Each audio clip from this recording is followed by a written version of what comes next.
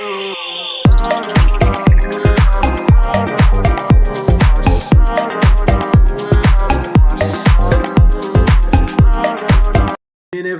welcome back to Where the Owls Sleep. It's another Sunday sessions. It's me and your co-host Stocks. How's it going, mate? Yeah, all right. How's it going? Yeah, not too bad. Nice chilled weekend. No Newcastle this week, so still living off last Sunday. Nice, yeah. We get to break the ice on the Tommy Tuchel era of England tonight. Yeah, well, we'll see how everything went down. Let me just. Which order shall we go in today? We'll leave the star guest till the end. So, first man in. John, how's it going, mate? You good? Yeah, very good. I'm very much enjoying a weekend of not having to watch Southampton get pumped. So it's all in all a good weekend. Yeah, it's always fun not watching your team lose, mate. And Samir, he's probably quite happy with not having to watch Arsenal be rubbish as well. How's it going, mate? It's all good, man. All good. I just want to start off by saying, Mitch, I'll come in peace. Last week, I was a hater. You were on smoke last week. I had a lot to drink, and it was one of the worst days of my life.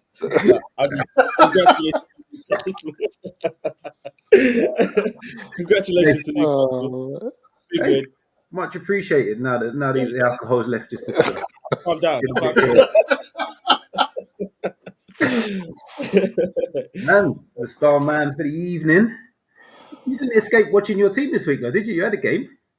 No, you didn't. Oh, no. Our B team did play against Everton in their second game at their new ground in a test event, which we lost in traditional fashion 1-0. Yeah. So we did have a game which we lost. So yes, we did. But not our first team. Well, at least it wasn't a league game, and it was just a mock-up. That's nice. He's getting in the right headspace for his Tuchel Bolton Wanderers. It's actually downhill from here as well. But before we get into that, let's roll back to Friday evening. Thomas Tuchel's first game as England manager. Right. John didn't watch the game, but you can see the lineup there. So if you just run through that while we all have a little chat, John, you can give us your thoughts on the actual team he's laid out. But Jack, did you watch it? I did, yes. Yep. Yeah. Was you impressed, or did you think it was more of the same?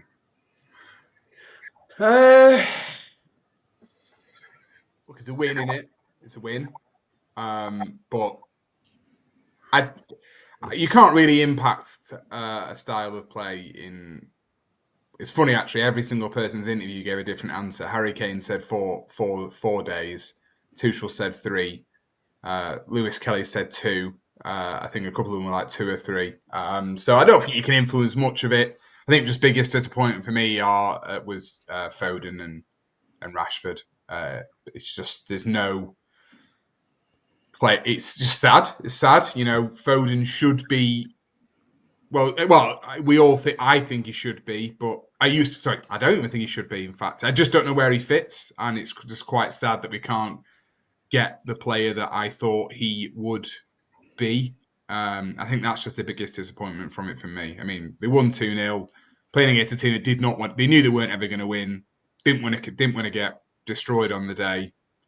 2-0 win, no injuries. Go on to the next, but I don't think they're going to learn much out of this group, to be honest, which is a bit frustrating. To be honest, I think he just has to keep playing different teams, different players. We can really experiment in this group because, let's be honest, we are going to.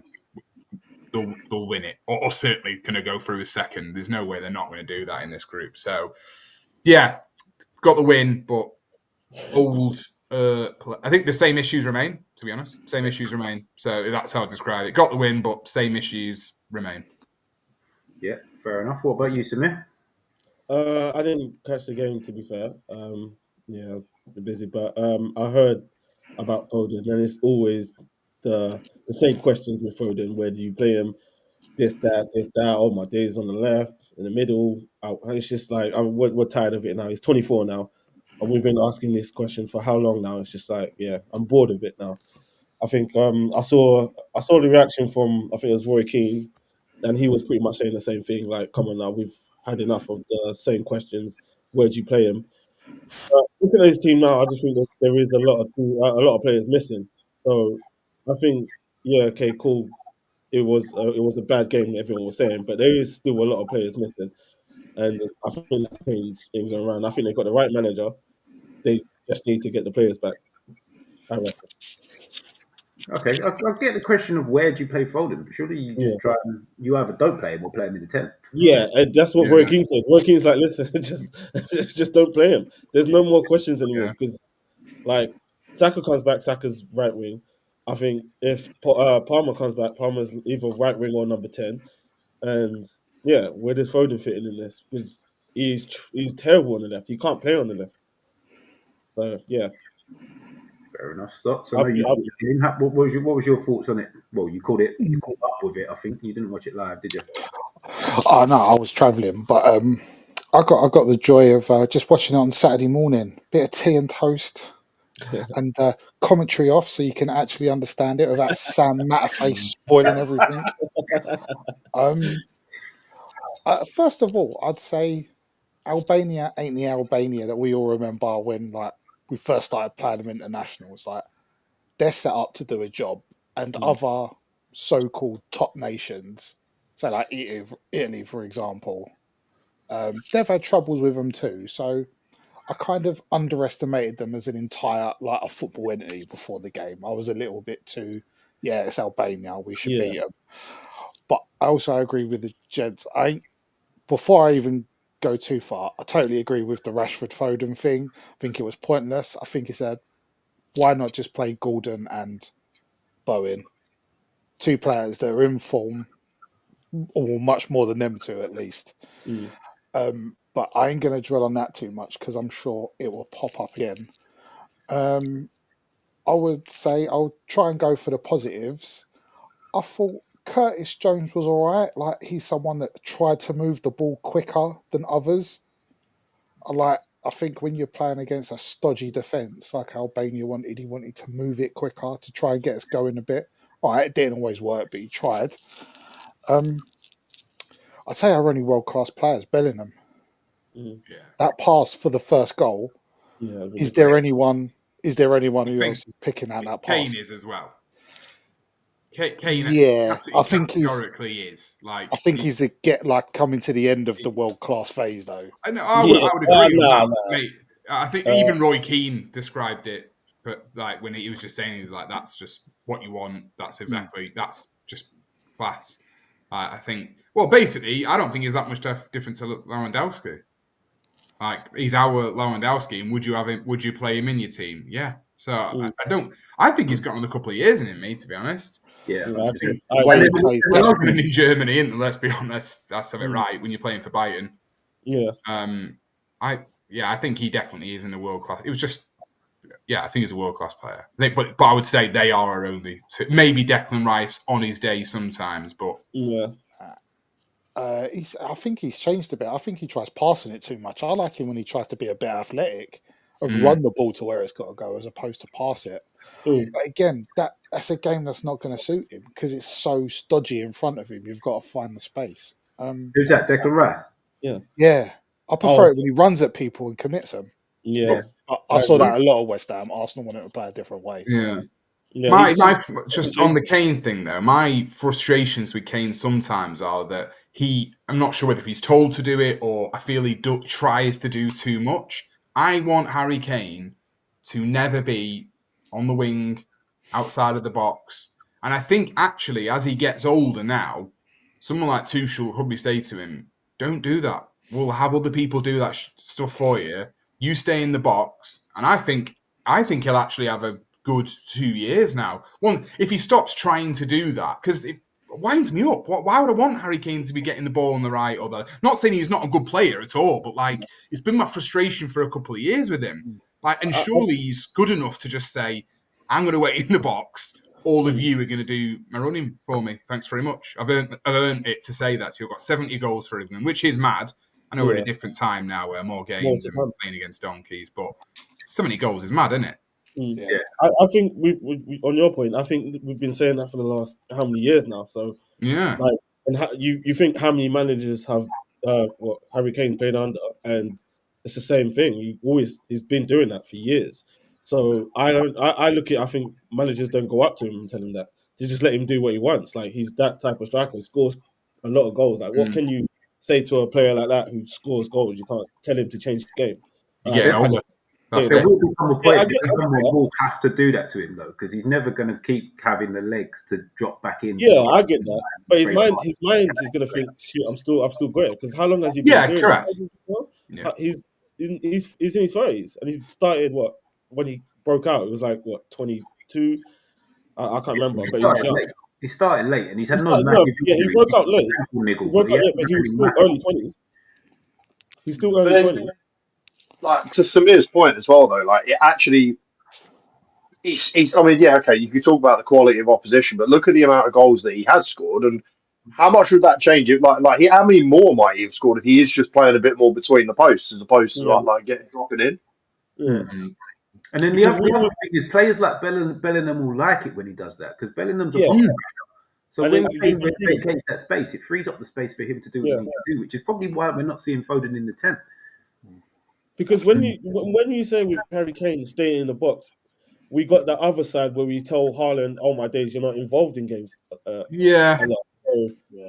like, I don't ever. I would literally never ever say that to Erling Haaland or think. yeah, that. but he gets that stick now, innit? Like, especially when he gets like 2 touches a game, and then like everyone's watching. Like, Two touches a game and somehow scores 3 goals. I know. Yeah. I'm saying 2 touches a game. The 2 touches with the goals. You can't argue. You can't argue with Haaland's numbers though. He No, of course does that. not. And then But back, you hear it though. cool. No, I agree with that. Like Haaland's bringing that old school, stay in the box and score. Like, but he still gets you hear it everywhere. Where's Haaland? This, that.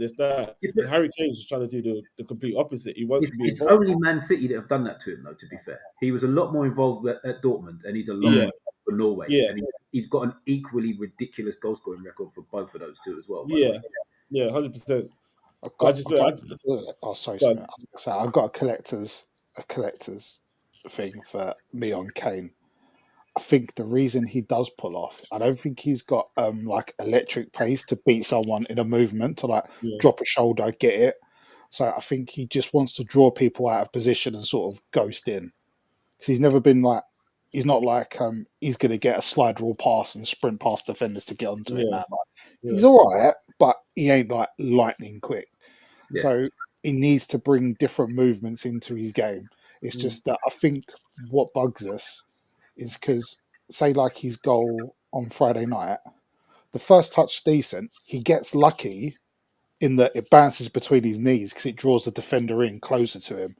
Because if he gets a first time shot off, a defender's just going to jump and do anything he can to get in the way. He drew the defender in, and it's just a lovely little finish around him. So I think that's what annoys us, because you're like, that's such a good finish. Imagine how many of these we get if he stayed there all the time. But if he stays there, then the defense ain't really going to move, if you know what I mean. Yeah. He wants to try and move that. My point is, though, you got to make if he makes the space, you need people to get in there. But we do play a front one, don't we? We don't play a front 2. We don't play 2 up top, and I don't know if anyone on the planet really does 2 up top anymore. But he is our focus point. So if he's not in the box, that's where my frustration lies. If he's not in the box, like, are we going to cross it onto Foden's head? Do we trust Rashford to be banging a header in? That's the point, is that if he's not going to be doing that role, then really we need to look at a 2 up top. I know Bellingham plays much closer to him than your average, centre forward or whatever, or midfielder rather. But I think if we're not going to play a 2 up top against Albania at home, then that's setting the stall out, really, isn't it? Yeah. I just want to put this point before we move on from that. I think I look at it. I don't think England are set up for that though, in terms of crosses and stuff like that. Because you've got Foden on the right and you've got Rashford on the left. So like on either side. So I don't think they are set up for that. I think he's looking at that, thinking they're not set up. So if Foden goes direct, he's not going to cross it with his right foot. If Rashford goes direct, he ain't going to cross it with his left foot. So what's the point of like being in the box? I'm not sure. I'm guessing. And I think it's just the way the team is set up. Like you're not going direct, and you're not going to cross the Yeah, ball. like if Saka was on the right wing, I'm sure he'd just be like, right, I'm just going to put myself here and stand here for the whole match. It's not, exactly. Yeah, as you would. Yeah.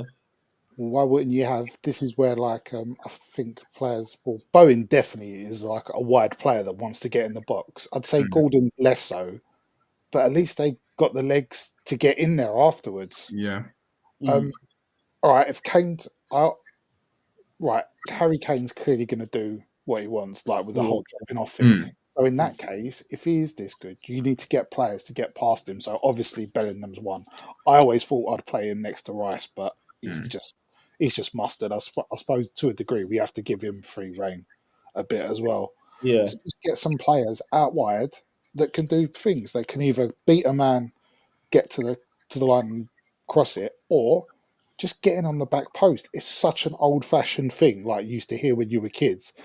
If the ball's on the left, the right winger's got to come in, and vice versa. And we just don't hit the box enough. You've really got to, and especially against teams like this, where your defensive responsibilities ain't what they usually would be against, say, like against 10 to 12 other nations. You like rein it in a bit. So I would presume that has somewhat fallen into Tuchel's thought process for this game. I know you mentioned about Gordon and Bowen potentially being, likely on better form than both of them, but he must be thinking, old God, I know that's not like, I know it's our old frustrations, and that's my frustration with England for years, the old guard thing, but he must have thought, I'll give them a go versus Albania. I'll actually need them to be making dynamic runs or opening them up, because we all know how they're going to play. This is their opportunity, and really they've failed that audition with him. And I think Gordon's just pulled. He's just got injured. He's pulled out the squad. But I think if he was to go with, one of them is lucky that Gordon's got an injury, because I would imagine that it would have been Gordon and Bowen next game, and he would have been like, look, it's basically your place to lose now. You've seen what happened last time. You've come on, you made a bit of an impact this time. Your next game, and I'm not quite saying winner stays on, but ultimately, how else is he going to know who to trust? I think there's going to be loads of change over his first 5-10 games. I mean, I know that would happen for any team, but Palmer's off the boil at the moment, but I was wound up at the Euros that he wasn't getting more time, Palmer. And I think if he gets him on song, but it's just, you can't drop Bellingham back now. That annoyed me as well. So, look, it's a tough position at the end of the day. He's managing England, but, if you could somehow get Palmer, Saka, Bellingham, Kane, a top form Declan Rice, as in your team pushed up the pitch, that gives anyone a game. It's just the rest of it that's not.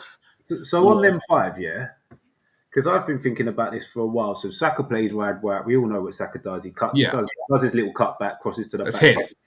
Yeah.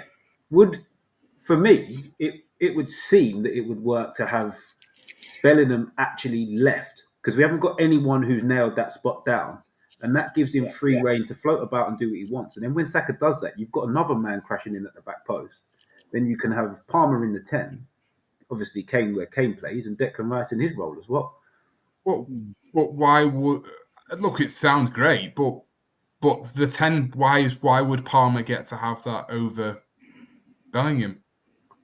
Well, because still no one's nailed down the left-hand side of the team. And if it was a case of, well, we can go into the next tournament and still struggle to get our attack flowing and not win it, or potentially this could work and we go on and win it. I'm sure any player in world football can play slightly out of position and it works best for the team and you win a tournament.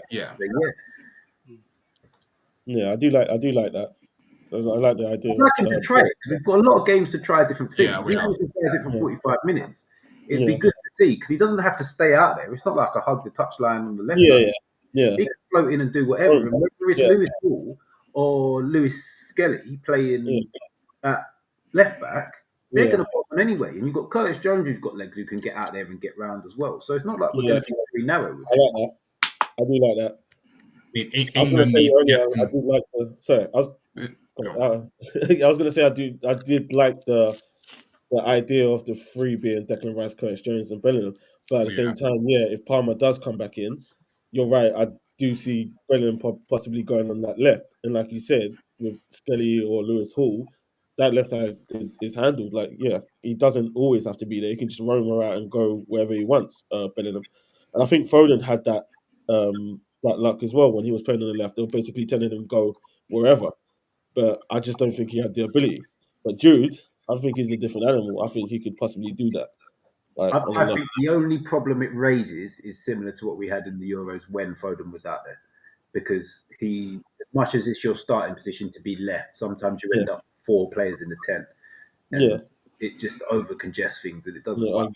It's another option for him to give a go, I think. I think England need to get some top quality friendlies booked in for before the World Cup anyway, because some proper other than Serbia, they're not facing a test until 2026. Yeah, I looked through the fixtures and they've got really no big tests. They'll be entering 2026, and if they've got 6 points out of the Serbia games, then they've probably beaten everyone that they've played, and they're going to have to get 2. I know it's tough in it before a tournament because you don't want to go into it demoralised. But that's what I was about to say. But it's. I would say that going into a tournament, as weird as this is going to sound, it would be better to go in knowing you need to up your game against certain teams than going in blowing everybody away and getting caught out at the tournament. Yeah. Well, the tournament's going to be even weaker, isn't it, this time? Because you've got, is it more? 48 teams. Is it? Yes. Every time I say it, I keep thinking that can't be right, Jack. But some nonsense of like it's going to be multiple groups of 3 teams or whatever. So you only play 2 group games. Yeah. And it's like, I hate these tournaments that just don't make any sense numbers wise. Like all tournaments should be you have a number, it gets halved. That number gets halved. That number gets halved. And you end up with 2 in the final. What are these random numbers that people are coming up? Yeah, I called it. I hate that. It's a quarter of the world, though, isn't it? Yeah. Like 48 countries is basically a quarter of the world. It's not too much, man. It's not really. I saw this weekend that I think New Zealand, like Vanuatu and 2 other countries have got it. I mean, New Zealand are obviously going to win it, but there was like 3 countries and they're like 3 out of the 4 would be World Cup debutants. And I'm like, well, obviously, yeah. Well, all you got to say is, lads, check your passports, check your family trees. There may be some international. That's so true. Ask your mum and dad. Where was Dad born? Has Dad served in any Air Force bases abroad? Anywhere? Like a week stint changing a boiler somewhere, anywhere. Oh, that is so true. Quality. Well, last question from me on the England thing. What did people think of the debutants? Burn and Skelly. I think Konza's played before, hasn't he? Yeah, Konza has. Yeah. So what did Tamir and John didn't watch the game, so Jack and Docs, what did you think of Burn and Skelly? They switched. I thought first half Burn was decent. He done the defending. He just headed things, blocked things, and was all right. Like, I saw him attempt 2 crossfield passes. I've never seen that before for Newcastle. No, mate, they were just accurate clearances. And then as soon as Brozier came on, he was all over the shop. Like, he got beat on the touchline and give him a little tug, and then he was like, oh, God. And Skelly, well, I don't know. Maybe it's just me, but I never see a game and I'm so. I don't believe the hype. I'm always told he's great, but he just seems okay. Like he had to do in the first 60, 70 minutes. He had to do 1 bit of defending, and he botched that. Like, obviously, it didn't come to nothing because there was cover. But I'm like, I'm always told he's good. But is he good because he plays for Arsenal, or is he good because he's good? Um, uh, like, obviously, it's going to be a shootout between him. Who's your boy again, Mitch? I always forget his name. Lewis Hall. That's not even going to be a shootout. If Lewis Hall's fit, he plays. Trust. Well, I was going to say, Not even close. I thought Liveramento's worth a shout. Well, then again, he might get right back because I really don't see the point in Carl I think Walker. the thing that will let Livermento down is the final third, and I'm saying this off the back of him swinging in a left-footed cross for our winner in the cup final. But his delivery is very poor, and I think that's the thing that will let him down from getting anywhere near the England squad at the minute. Yeah. England's all starting team at the minute. I'd Yeah, say but who's that? So, Bloke's who's got more chance. best with deliveries? Lewis Hall's better, isn't it? Because I don't see Lewis no, Hall, basically, Kelly- you've not really I don't- seen him play. He's sort of a hybrid between Luke Shaw and Kieran Trippier. Okay, yeah. He's a little bit like the pair of them in different ways. Okay. He runs and he's powerful and quick like Shaw, but he sort of plays on the ball like Trippier does. Yeah. That's what was you gonna say, sir? I was going to say, as we started mentioning 26, I think we've really got to sort ourselves out at the back. Yeah. I think that's our problem. We've got some great attacking talent. But, all right, Pickford never has a stinker for England, but he always does one thing where you think, he had one with Burn, didn't he? He'd have one. Yeah. But, no one's going to get close to getting rid of him for the next few years. no, that's just the state of England keeping, which is a bit sad. Yeah. We need to improve massively at the back. Yeah. How you got Nick Pope and Ramsdale when he was at Arsenal and he was doing well, and no one still got close enough? Like, Yeah, but Ramsdale's showing himself up now. The top managers have seen something in him that we. No, I mean at Arsenal. When he was at Arsenal and he had that first season, he was good. Like, no one still got close enough to Pickford, and if them two can't, then there's no hope for anyone else, is there? Yeah, but then if you think about it, Pickford's in a team, where he's getting peppered. So, and his distribution's good. So they know that he's good when he's getting peppered. So is Ramsdale. If Pickford's getting peppered, I'd love to know what Ramsdale is, mate. He's getting spit roasted at this point. Every time Ramsdale's in that position, he doesn't look as good of a goalkeeper, does he? Like, when he was in the other relegation teams he's been in, he didn't look as good of a goalkeeper. He looked good for Arsenal. He's got great distribution and he commands his box quite well. If you make him make save after save after save, he doesn't look as good of a goalkeeper. Whereas Pickford does that and still has good distribution, so he fits. The only thing that worries me about him is he gets too involved in everything else. Like, he wants to try and wind up fans and wind up strikers and stuff like that, where I hate that from a goalkeeper. That's what they said about Ramsdale. I think that's what they said about Ramsdale, and like that was like one of the reasons we sold him. We did all that. Yeah. I don't get it. What is wrong with that? What does that do to let down the team? Like the top attribute you need for a goalkeeper is concentration. Concentration. Yeah, that's true. Forget everything else. Concentrate. That's attribute number one. So if you haven't got that, you're never going to be a top keeper. Yeah, and that's what a lot of people have always complained about Ramsdale. So when he did come to Saints, mate of mine who's an Arsenal fan was just very like, he actually like for you he might be all right because he is going to like have to face chances. The most nervous Arsenal fans always were about him were in games where he didn't actually have much to do. That was often where you were going to see something come as a result of it. Yeah. Mm-hmm. Sorry if I keep looking away. Portugal and Denmark are having an all-timer right now. Has Ronaldo missed any penalties? More penalties? No, he has scored, but it's just gone for 3-2 Portugal. So yeah, it's going on. Oh, wow. Right, I believe that wraps up the England talk for the evening. So we are going on to a new little segment that we're going to do every now and again, a spotlight session, a fan's view of their team, their experiences, and our very own Jack is going to be the starting point for this. So let's get into it.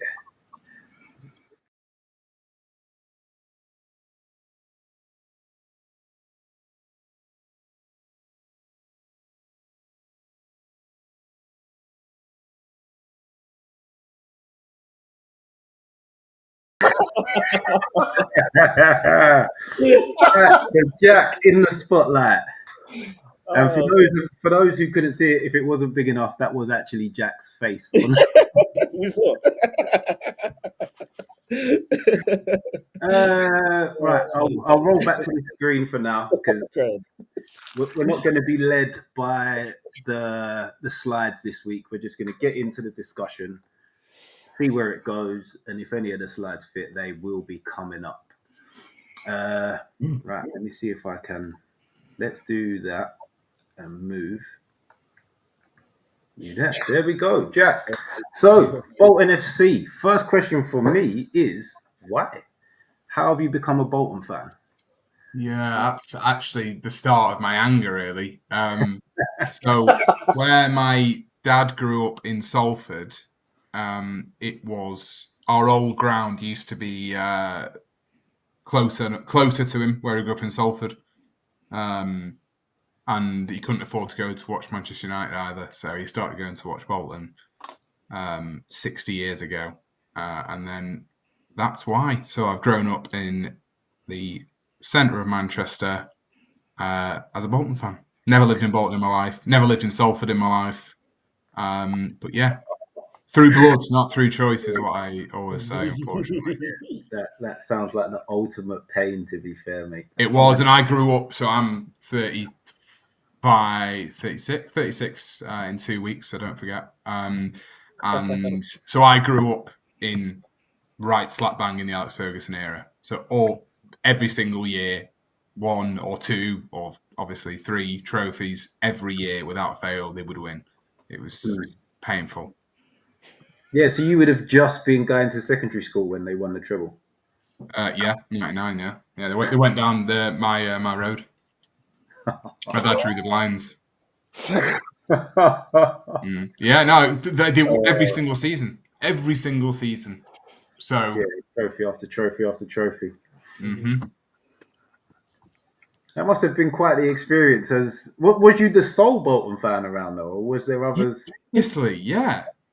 Yeah, I was. Yeah, without doubt. Yeah, it wasn't even like any random person that I could formally. No, it's totally the same. So, yeah, all my best mates were United or City fans. Most of them City fans, but my best mate is a United fan, and yeah, we've only ever argued once, and it was about football.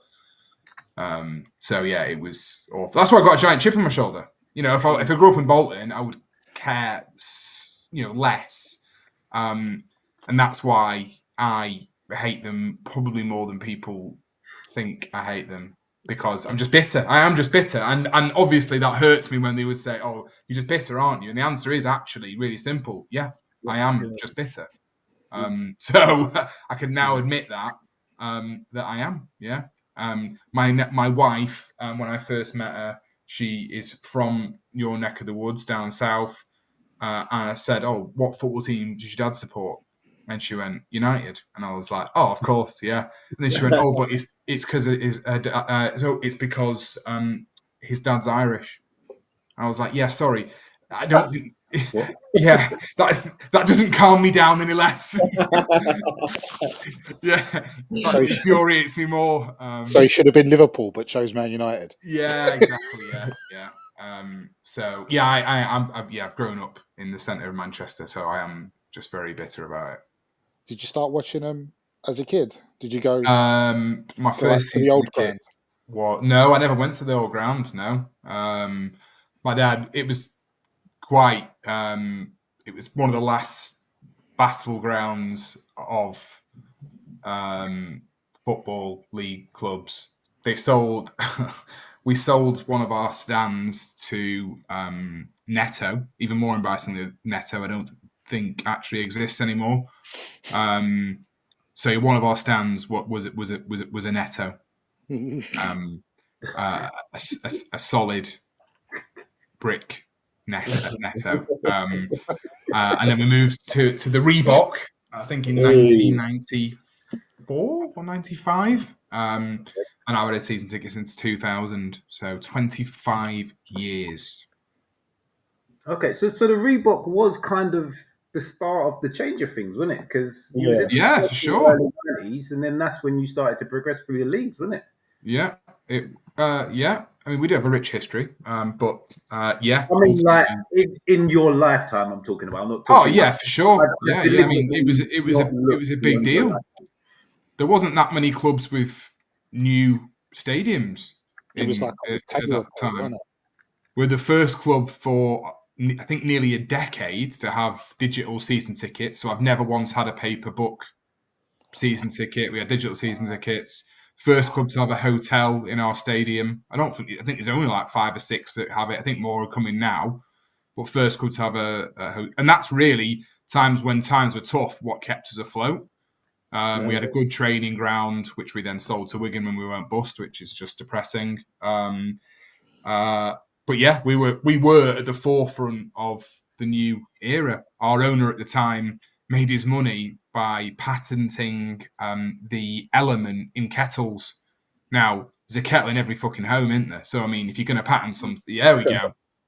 Look at that. Yeah, depressing. But yeah, that's how our owner made his money. If you're going to patent something, it's always best to patent something that's in everyone's house, isn't it? And he, led the forefront of it. Yeah. What was the highest position you finished in the Premier League? 5th. You remember? 5th. 5th, yeah. I think we finished. I like it. Yeah. Here we go. Here's the team.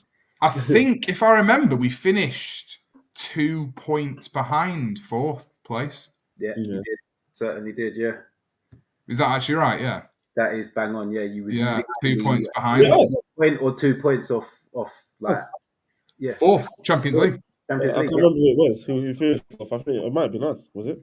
No, I think it was Liverpool that finished 4th, and then I think it was Everton finished 5th, and then we were 6 a point behind them. And yeah, well, we had a couple of times finish 7th a few times. When Sam Allardyce left us midway through the season, the rumour, as it goes, is that he went to our chairman at the time and said, I will get you Champions League if you give me X. And I don't think X was anything wild, like 50 million quid. It was in January time. It was like, if we do this, this is what we'll need to finish in the top 4. And I have complete faith that story is true, and complete faith that what we would have asked for, actually would have got it.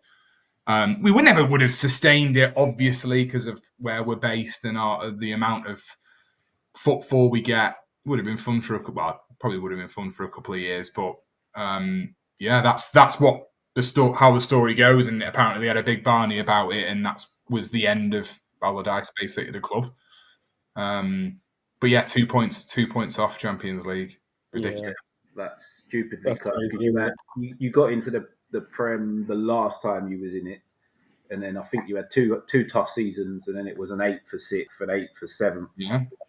And then Sam Allardyce went, and it was back to sort of the bottom. Yeah, I never thought we'd lose a game, and I don't mean that we would win all the time. I just never. I know we talked about a few weeks ago about now I'm in League One. It was the same in the Premier League. I never thought we would get rolled over ever. Towards the end of our stay, I was like, yeah, it's going to be a tough day. But yeah, it's mad. And I went to City on Boxing Day. I watched Nicholas and Elka score 4 Bolton Wanderers against Manchester City. We won 2-0. Joey Barton got sent off, obviously. And I remember walking from their new ground, and it wasn't like oh wow, we've beat City. It was totally deserved, by far and away the better team. And it's just crazy how things change in football. I like City. I've got no beef with City at all. I don't fall for the whole hype about they've got no history. They absolutely do. They've got massive attendances, great fans. But we were unmistakably a much higher club than them for 20 odd years. And then look at them now, you know what I mean? It's mad how football happens, but I can't, if we played them now, they well, maybe not at the moment, they probably put 7 past us, but some of the teams that they've had over the last few years, and like I've seen them play teams in a cup, I would think, holy shit, they would smoke us, like bad. like my 2 down off to town, I may as well just not turn up. I could be 5 minutes late. I could be 5 minutes late and just have to go through the turnstile. just It'll be like that Abe Simpson meme, wouldn't it? Yeah. His hat down, picked it up, and out he goes. Yeah. Just fucking keep the ticket stub. Yeah, no, it was good times, but hard times now. Can I ask you a question about Allardyce? Mm-hmm. I know, like previously, you were just talking about how, like, as a club, you were quite sort of innovative in the sense, like first, like first clubs have a hotel in the ground, like all that kind of stuff. Allardyce at the time he was at Bolton actually was quite renowned for this idea that he was a very kind of innovative, forward-thinking manager, and it's a great group of people to ask this question with because you're going to have one guy that thinks innovative, but every time we played them, like you were just brutal and just kicked the crap out of us, and so. But then you've got two other people there that he went on to manage their clubs and had very, very different relationships, like with their fan bases. Where do you rank sort of like Allardyce in terms of that? Like, was he as innovative as what was said? Was that more just an influence of the club and he was a beneficiary of it? Yeah, 100% he was. Absolutely 100%. And he openly admits he just surrounded himself with good... It's not... He obviously was innovative to think about it, but he openly admits I just surrounded myself with the best of the best, and he knew that would be our only advantage. He knew that we weren't going to have a crop of 10 all-star youngsters come through. Our academy has historically been absolutely diabolical, and anyone that came through it would just move when they were younger because we've got so many teams around us. And he knew that was the only way that we would get an advantage. My main gripe, and as wound me up for years, is I watched us week in and week out, and every single week it was long ball, long ball, long ball, long ball, right? And we played Liverpool at home, and I remember we beat them 1-0, and on match of the day, it was just long ball, long ball, long ball. And I remember sat there, and I said to my dad at half time, I said, what is the difference to what Xabi Alonso is doing than Ivan Campo? And I'll tell you right now, there was fuck all difference. There was no difference. There was absolutely no difference. Granted, he was a way more classy player. And sure, there'll be other games where he totally could control it more. But he was just putting balls up. Like, that's what a lot of teams did. Yeah. And he would put up perfect balls, 50-50 balls, a half winnable. And he knew that's how we would have to beat teams. We weren't going to get the best players. So I rank him massively highly. And I think I do truly, hand on heart, believe he's got a cock like a beef joint as well. Which I think probably a lot of the things that he did. And he could sign a player. He'd sign a player and he'd be an absolute world beater for us. So, yeah, I think he is innovative. I was heartbroken. I mean, look, 100% record for England. You know, I just think, like... We're not going to do that. He deserved that job. It did break my heart a bit. He deserved that job. And I'm not saying that we would have won anything with him, but he rightfully deserved that job. He wasn't a yes man either. He was willing to push back, you know, and he was dodgy. That's great. That's fine. What's wrong with that? What's wrong with that? Yeah, unfortunately, he got caught. But I think most people in football are dodgy. It's just he was the only one. He's one of the few that was just open with it. You know, like this. But he legitimately was drinking a pint of wine in that video. When he got caught and lost the England job, he was drinking a pint of wine. I just think, who the fuck's not going to follow a man that drinks a pint of wine? Like, who's not going to follow that into battle? Even if you're like, well, I don't really want a pint of wine. Well, he's taking it for you then. Or if you think, you know, that's great, that. He's had a pint of wine. You know, maybe I'll do that one day. Well, you won't because you'll be dropped from the team. But I can do that. You can't. It's sad, but... And I think your point is great, John, because I think as other teams caught up to it, he sort of plateaued out as a manager, where if he didn't have a really good nucleus of a team, things didn't go very well for him. And I think that advantage he had with Bolton was that he went under the radar for many years. Wenger himself said, like, when we found out what he was doing, we're like, what? We weren't doing that. And Wenger was seen as the forefront of it when he came to the Premier League. So, yeah, it's just a sad moment, really, that he left in the way he did. He deserved a Champions League shot with us, and he deserved a shot at a bigger club. I think, personally, that everyone knew he was a bit dodgy. I think bigger clubs knew it, that he was a bit dodgy. He's in bed. He's very good mates with Fergie, which tells me all I need to know in that respect.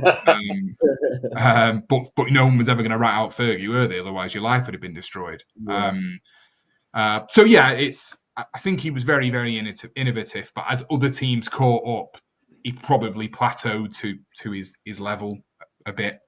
But yeah, I mean, seriously, it must be hung like a horse. I just want to make sure everyone understands that. That's my only view on him. That's what I want to stand on. Fair enough. So, would you say in your lifetime he would be the best manager that you've seen at the club? Yeah, for sure, 100%. Yeah, 100%. And it was sort of seen. I mean, we just nosedives ever since after he left. I think everyone knew the club. You know, he played for us for years. He's lives in Bolton. Everyone knows because he obviously he goes out. He goes for a pint. Even when he managed us, he would go for a pint, and he wouldn't like go for a nice meal. And he'd just like go to the pub.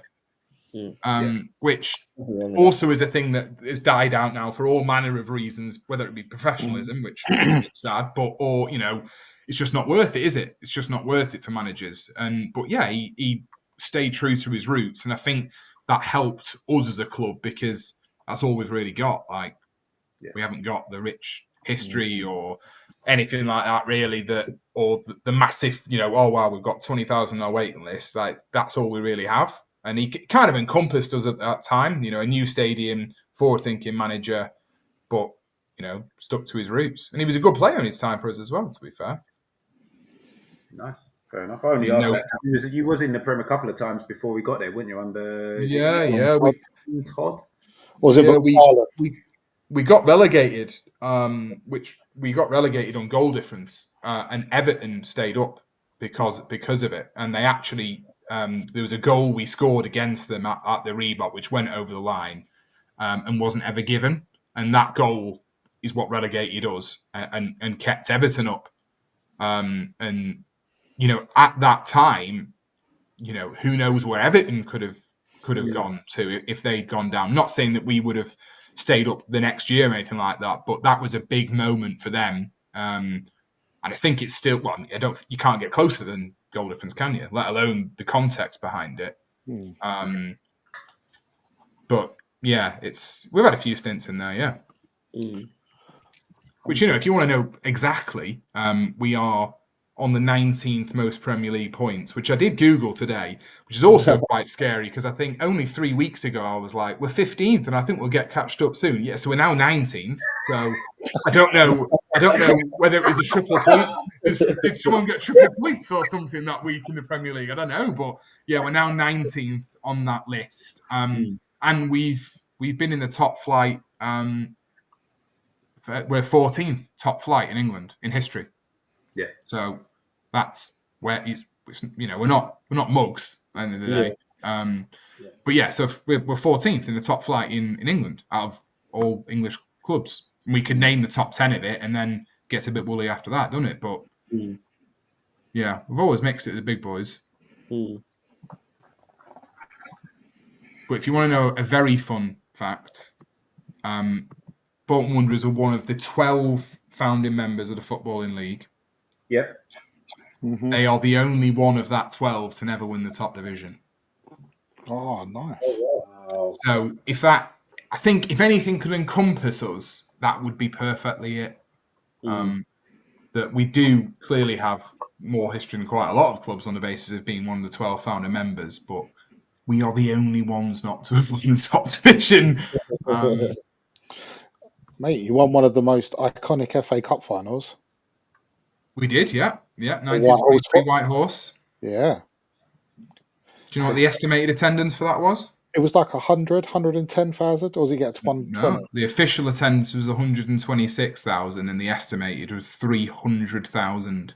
Jesus Christ. Yeah, I'm not surprised. West Ham and Bolton, massive clubs. There's a lot of people who want to see that. The White Horse final it was. Yeah. Yeah, Okay, White what Horse year was final. that? Huh?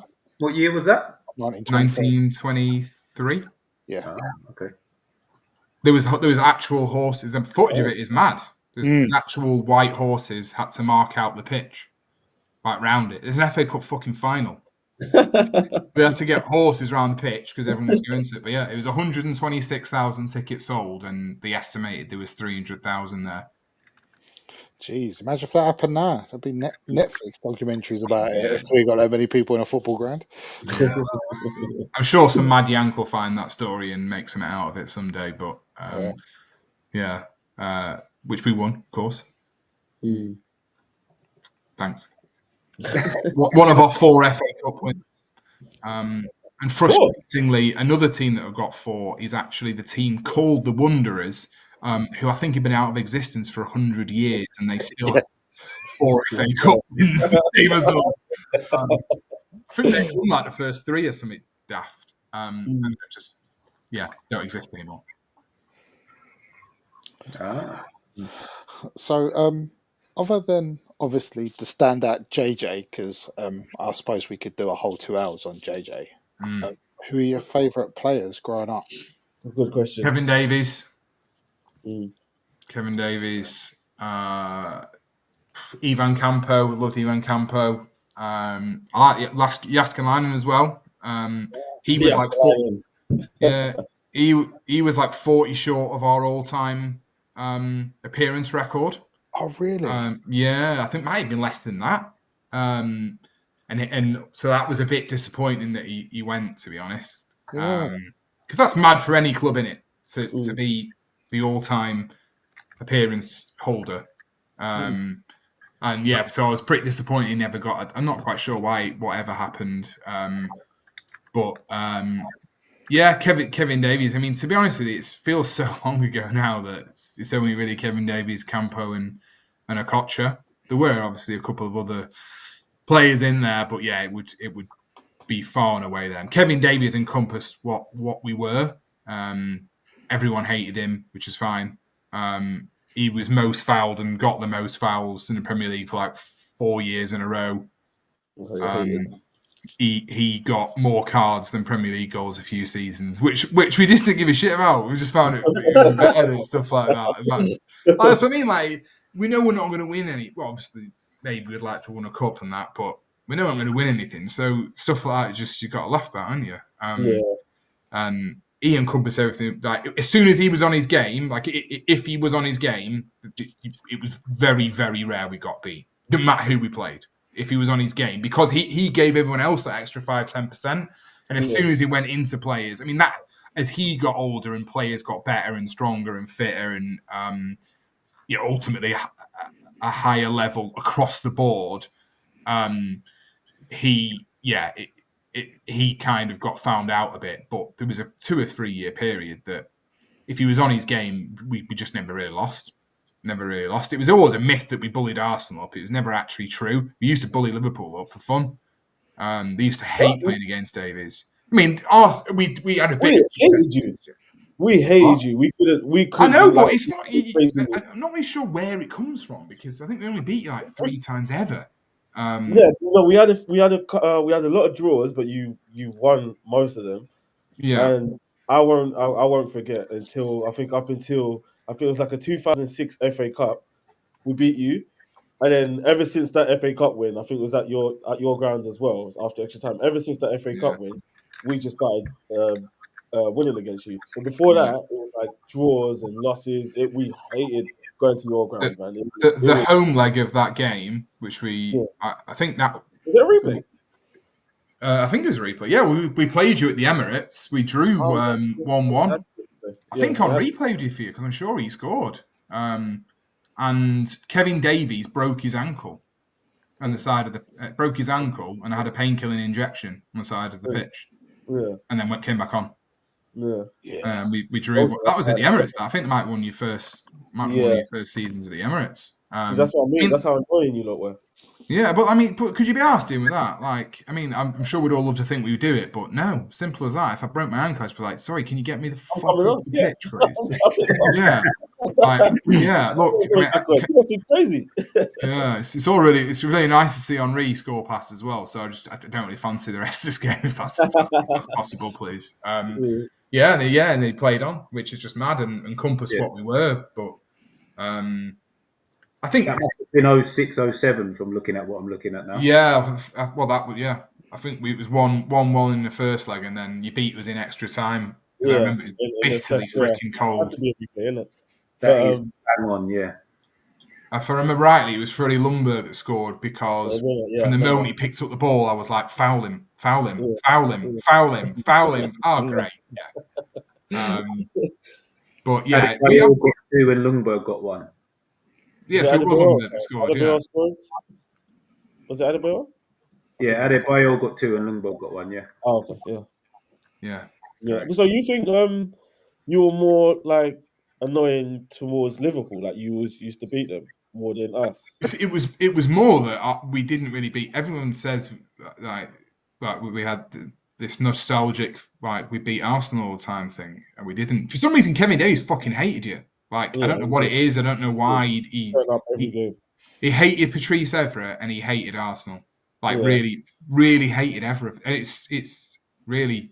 I think so. When he first tackled Evra, he said like Evra was like, "Why would you do that to me?" I can't remember exactly what his words were, but Patrice Evra was like, I turned to him and said, "Why would you do that to me?" And he was like, "Welcome to the Premier League" or something. Sort of like fucking Terminator. I knew that was going to be the answer. I'll just go on classic football shirt, see if I can get a Davies shirt. Yeah, no, and. I mean, Evra was class, wasn't he? And he openly admits he was just like he actually was like I just really didn't like him. I went to like a Bolton like charity do about a year ago, and someone asked him the question like, "Who did you hate?" And he was just like, "Oh, Patrice Evra." And he was like, "Why?" And he was like, "I just really didn't like him." You know, like a really, really like almost sort of immature sort of view on something. I'm not sure if you. Picking up what I'm putting down, and you just think you're quite a sensible, actually really quite a nice chap, and he just really didn't like him for some reason. And Fergie hated him. But Rio Ferdinand, I think he said a few weeks ago, he was just like, I hated playing against him, but he was one of the toughest, one of the worst to play against. Henri actually said if you could build a player, I can't remember whose speed and technique it was. It certainly wasn't his, and he was like in toughness of Davies. He's the oldest England debutant ever, which they said on Friday night. Dan Burns' second oldest now. Fuck's sake, Dan Burns. Dan Burns' second oldest, and Kevin Davies is the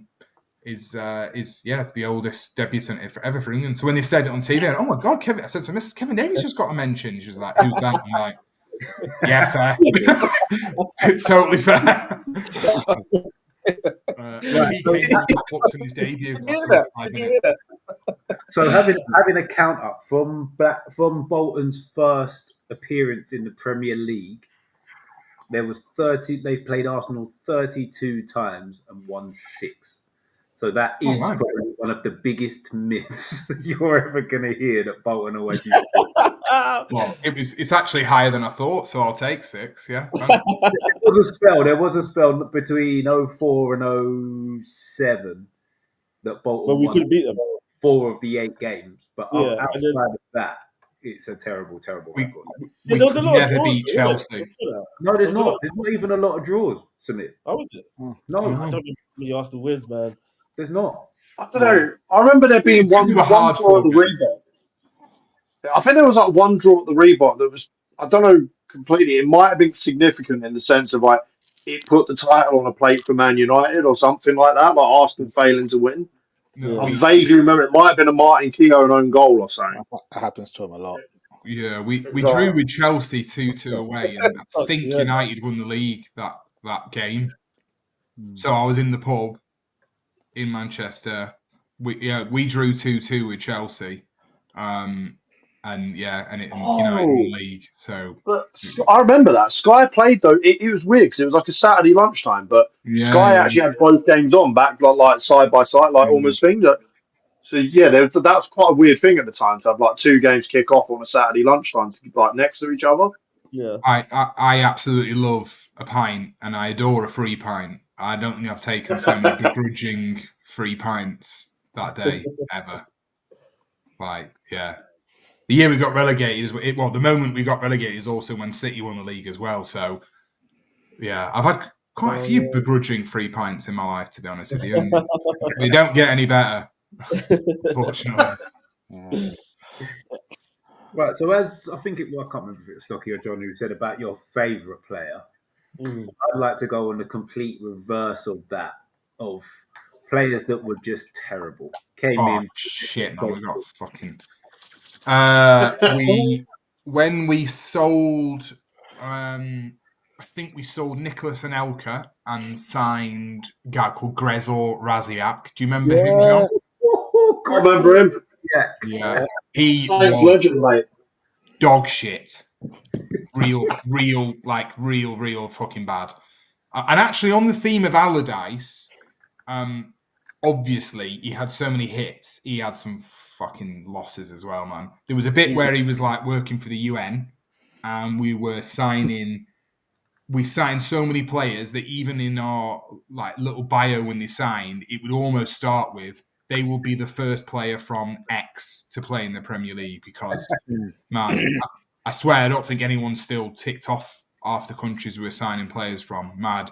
We were doing, I'm assuming now on the theme of dodgy stuff, we were doing fucking Chinese players coming over and training with us and getting contracts. Signed some mad 6'8" Chinese guy, which you just knew was just not. And I swear I seen him and I was like, he's like 6'4". He's not 6. Where's the other 8 inches come from? That's a story for another pod. Sorry. Yeah. So yeah, we've got Gregor Raziak. I mean, we've just had some shitters. We've never really had anyone that's played for us and didn't seem like they gave a shit though. We just had some. Yeah, Gregor Raziak was bad. It was real bad. We had some mad like. I can't remember the players now. Like, but yeah, we've had some bad. Gregor Raziak stands out though because we replaced Anelka with him on a free. That's quite a drop off. No, it was bad. He was really bad. Elmander, who you see that forget goal, which my gripe with that is that obviously you can't forget it because it's there every fucking weekend. So yeah, he did come good-ish in the end, and then left on it. He was also another one of the reasons that we paid decent-ish money for us at the time, and then he left on a free. So players like that hurt us more than other players. Actually, on the subject of good players, Gary Cahill, when he played for us, he was fucking unbeatable. Gary Cahill was absolutely class, and then went on to have a serious career after us. And also Gary Speed, when he played for us, he was. I was just about to say that on the subject of Gary's because he was one of my favourite ever Newcastle players as well. So I was going to ask. Gary Speed was absolutely class for us, and like was apparently just a training beast. He was class for us, but yeah, bad players. I don't even want to think about that, mate. What about you're the greatest centre back to ever come out of Bolton, Rob Holding? Yeah, well, you paid £1 million for him when we were in the doldrums, and went to go bust. £2 million. £2 million. That's a big signing. Yeah, but unfortunately, our owner then cashed it in. That was sad, but yeah, I mean, he was class for us. Really? One of the greatest hairline rejuvenations ever. And he was what we really wanted to try and form the club around at the time as well, but unfortunately, our owner was a prick. Was you in League One at the time, or was it Championship? No, we were in the Championship at the time, I think. Yeah. We were sort of on our way down and out, but and he wanted to play for us. You know, he'd been with us. I think he'd been at the club since he was like 6 or 7 or something daft. They're the ones that hurt you, aren't they? When they leave. I mean, you know they're going to go.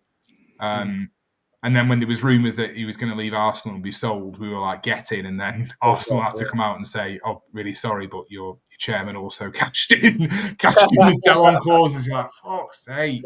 But yeah, Holding was good. To be fair, we had some great centre backs in our time. To be fair, really good centre backs. Because obviously we're heading them, needing them to head balls out of the box constantly. But yeah, bad players.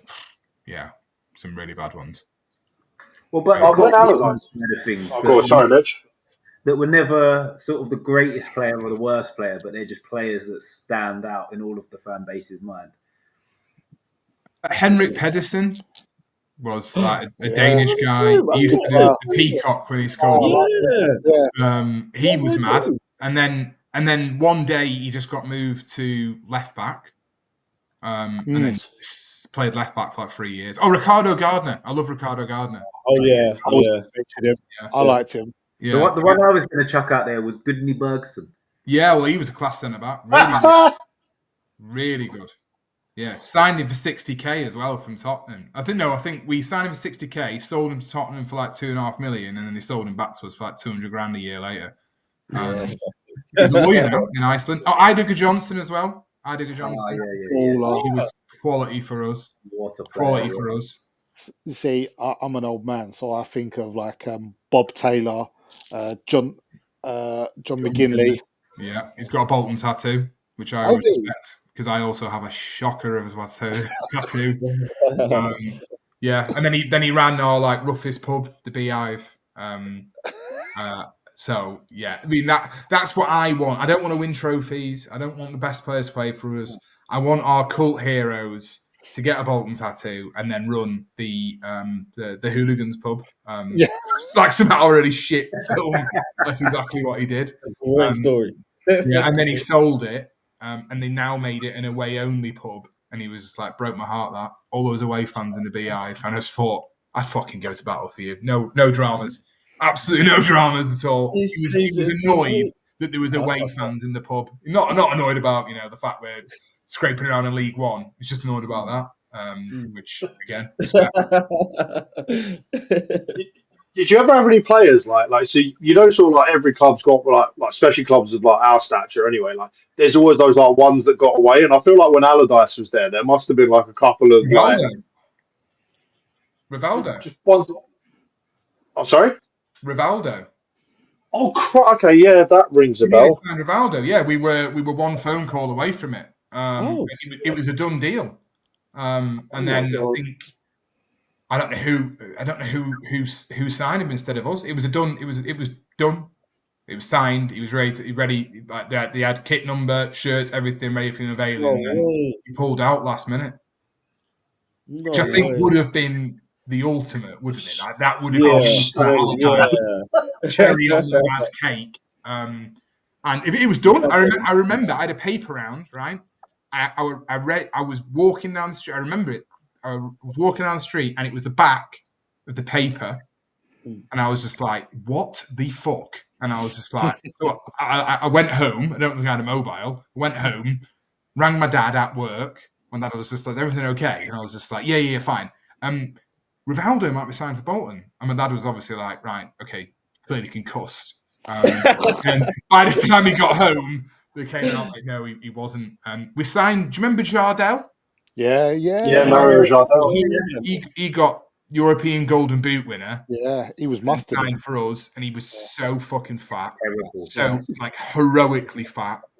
Ran around like Mr. Burns all game. I think he scored 1 goal for us. He was so fat, like not even unfit fat, like legitimately like heroically fat in one summer. I remember. He scored like 54, well, maybe not that many, but I'm sure he scored like 40 goals the season before. We signed him, and he turned up, and we play in white as well, so there ain't no hiding that.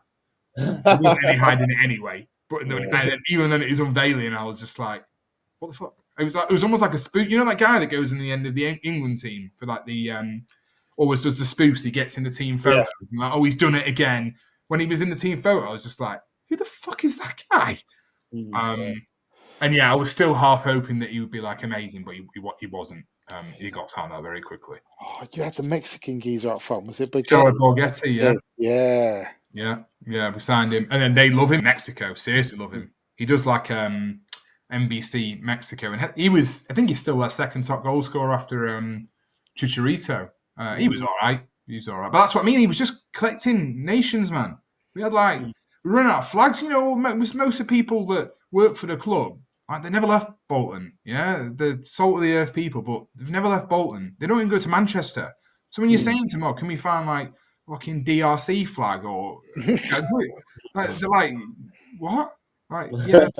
There's more than 4 countries, and you wouldn't have seen Mexico flags before. I think we've normally had one Mexican play for us, and then I think when we signed Chung Yong Lee, he was called. He played for us for a while and played for Palace. We just had giant South Korean flags for absolutely no reason whatsoever. I still think about that regularly, but great time anyway. But as we discussed, there was not much talk of trophies there, and our last trophy was 1958. Whoa! Hold up! You look good. I have other information on this, Jack. There is other information on your last. Oh trophy. yeah, that's true. Yeah, You disrespect the Papa John's trophy. we are actually the last winners of it as well, because it changed to something else after that. But this is obviously, John. We don't want to degrade ourselves in life, but winning at Wembley is all really. This is actually my question on this. It wasn't. I didn't bring it up as a piss take because, the day out at Wembley, and taking it all in, even if you're not there, as a fan of a club to win something, it's an emotional moment regardless of what it is. So I just wanted to know, I experienced my first trophy last week, and I didn't know how I was going to react, and my reaction was completely out of my normal sort of demeanor. So I just wanted to know how you reacted to this. It was. I was adamant we'd win it. But we played Plymouth, and they won our league that year by quite a large margin as well. And I knew we'd beat them because we're just we're still on our soft team. But I knew as soon as they got onto Wembley, we'd smash them, beat them 4-0. So it was class. It was just celebration mode. So did you watch that in O'Neill's near Euston, the Newcastle game? No, Leytonstone O'Neill's. All right. So that O'Neill's in Euston, I spent 600 quid in there between the hours of 6 p.m. and 3 in the morning. So that would probably sum up. I didn't cry the night after the game. I fucking cried the next morning. I put it that way. It's special. The last time I was at Wembley, we played Stoke, and that was our sliding doors moment. We played Stoke in the semi-finals of the FA Cup. We inexplicably lost 5-0. Awful. Worst memory of my life. They lost to City in the FA Cup final, City's first trophy in the new era. And obviously City pushed on. We knew if we got to the final, we would have got Europe again as well. And that was our sliding doors moment. And after that, the club is never. Everyone says it. We never recovered from that. We actually beat them 5-0 in the Premier League the week after, which pisses me off. So I wish we'd lost 10-0. It's about how mocking. I mean, even when it was 4-0, I was like, "Don't score the fifth. Don't be 5-0." But yeah, that was our crowning. But yeah, that's what we want. 30-odd thousand. I think 36,000 Bolton fans there. And can't get any better than that, man. But that's the only we know. That's the only thing we're going to win. Obviously, it's more special for me watching it. My dad's 70 now. How many times will we get to Wembley? Well, we got there the season after and lost. So, how many more times will we get to go to Wembley and celebrate that? Cross that divide, go into the south. It's why I go. It's why we go to football. Right, when we won 4-3 the other week from 3-1 down with 20 minutes to go, we won 4-3, and that's why we go to football, isn't it? That's why we go. First time I broke my 2 down off the town rule this season. Yeah, I was just about to say, why are we still in the stadium? Because I believed we'd win. I genuinely believed we'd win. I genuinely believed we'd win, and we did. Maybe I should believe every game, but where's the fun in that? I wish that weren't the case when we watched Reading. We would have been in there. We would have been back in town well early. We would, mate. Yeah, we would. Right. I think that's everything that I had written down to cover, to be honest. So unless anybody else has got anything else they wanted to find out about Jack's life as a Bolton fan. I'm slowly starting to become a Bolton fan. You know? Well, the one thing that winds me up now is that our team is very, very soft. Very, very soft. Very easy to get into our faces. They have been for 3 years now, three seasons, so nearly full seasons. They're all so soft. Probably talented. Probably second or third best team squad. Sorry, you know, obviously Birmingham are streets ahead of anyone.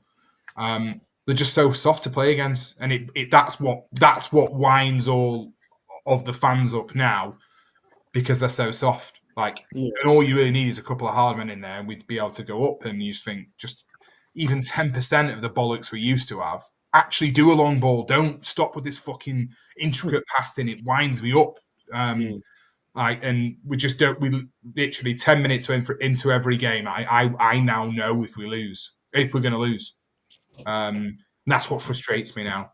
Pep's ruined football. Really has. Yeah.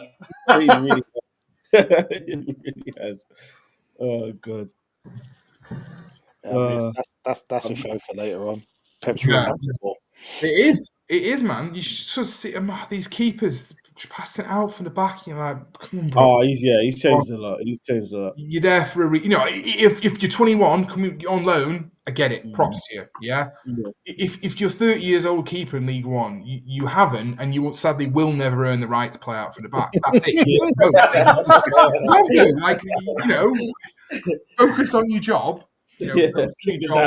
Kick the damn ball long. Yeah, kick the damn ball. Yeah, don't pass it to the 21-year-old left back. He's excited. You can get it up. Get it up to that 6'6" striker you've got. Yeah, man. Yeah, find that mad Chinese guy. I don't think he ever went back. That's what I'm saying. I think he's just dissipated. Like, said he was 6'8", and he never went back.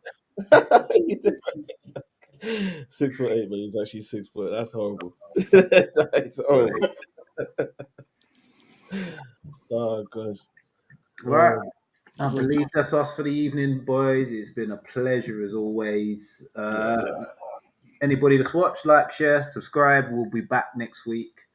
Nothing at all to plug because there's no Monday pitch tomorrow. So thank you very much for watching. See you next Sunday. Thanks, guys. Cheers.